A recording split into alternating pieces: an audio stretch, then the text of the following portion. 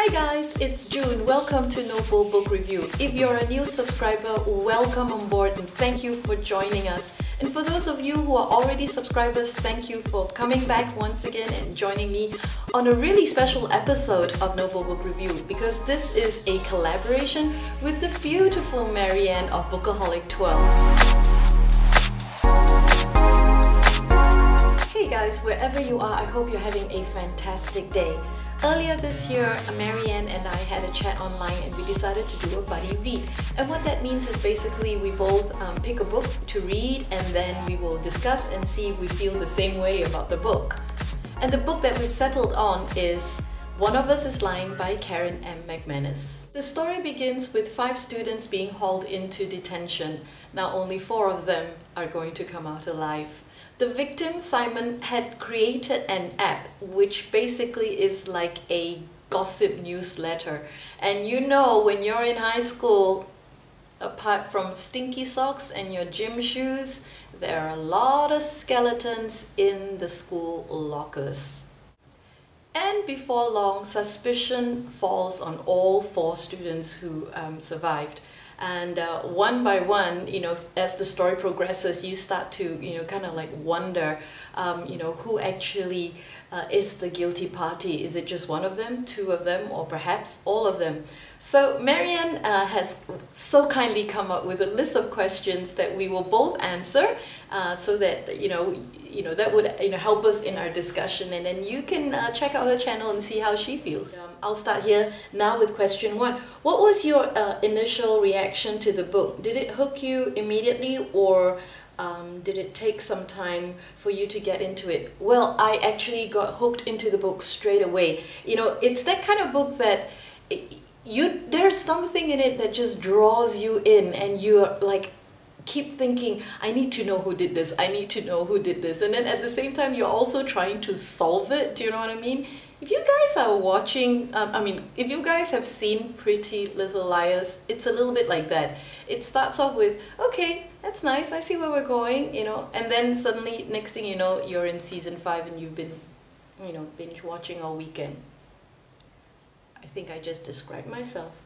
Okay, question number 2. What was your favorite quote or passage? Okay, there were 2 things here. There were two parts that I want to mention. One of them is this one. I've got it typed out here. So you're not perfect, so what? Welcome to the real world. You know, there are so many things that, you know, we go through in life, and we try so hard to make everything appear so wonderful, so that everyone thinks, so that everyone thinks that our life is fantastic. And I think that that kind of pressure is like even more evident now than before. I don't know, that's just my feeling. I just feel that people need to know that things are not like rosy all the time. And if we look at somebody else's life, we kind of like envy them, thinking that, you know, things are going on so perfectly in their lives, but it may not necessarily be the case. That's number 1. The second one was things everybody wants: to be successful, to have friends, to be loved, and the last one, to be seen.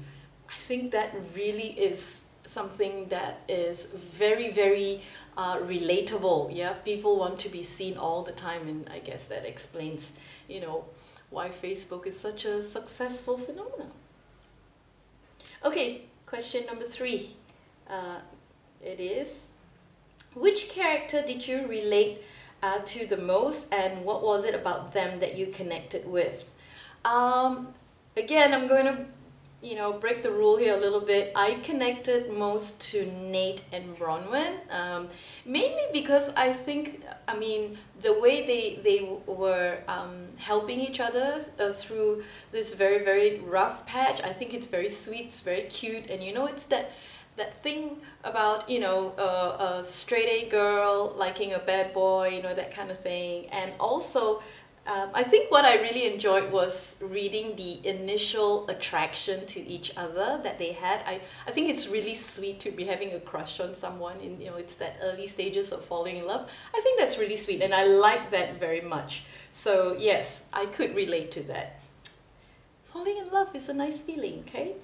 Oh, sorry, I skipped the third one, which was, how credible or believable did you find the narrator to be? You know what? I am a huge fan of true crime, and if you read enough true crime and watch enough of true crime on TV, I think nothing seems strange anymore. Although initially when, you know, I started reading this book, I felt like, oh well, you know, very stereotypical of this sort of kind of like YA genre.